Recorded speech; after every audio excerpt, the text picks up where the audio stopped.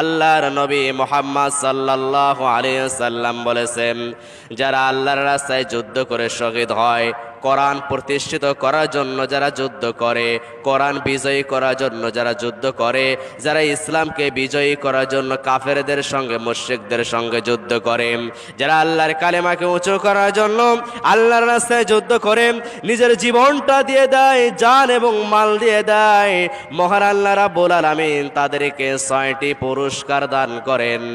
6টি পুরস্কারের কথা নির্দিষ্ট রয়েছে, তারপরও আরো বেশি বেশি পুরস্কার দেন।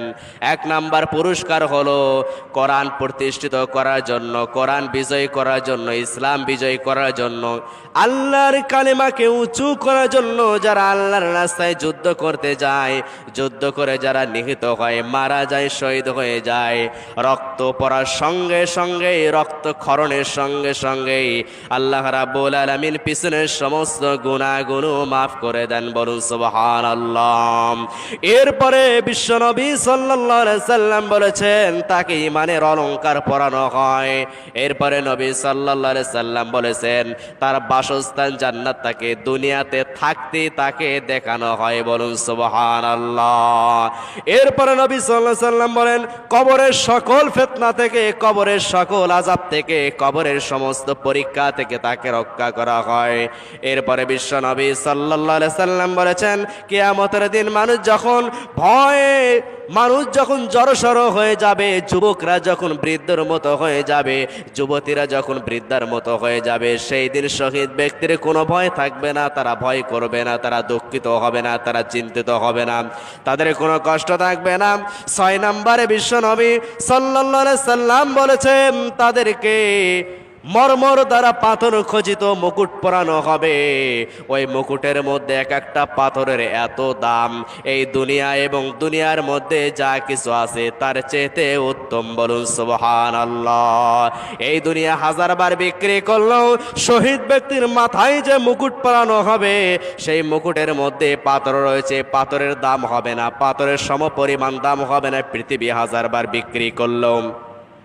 মুসলমান ভাইরা, আমার বন্ধুগণেরা, এরপর বিশ্বনবী সাল্লাল্লাহু আলাইহি সাল্লাম বলেছেন শহীদ ব্যক্তির সঙ্গে 72 জন হুরের সঙ্গে, জান্নাতি নারীর সঙ্গে তাদেরকে বিবাহ দেওয়া হবে।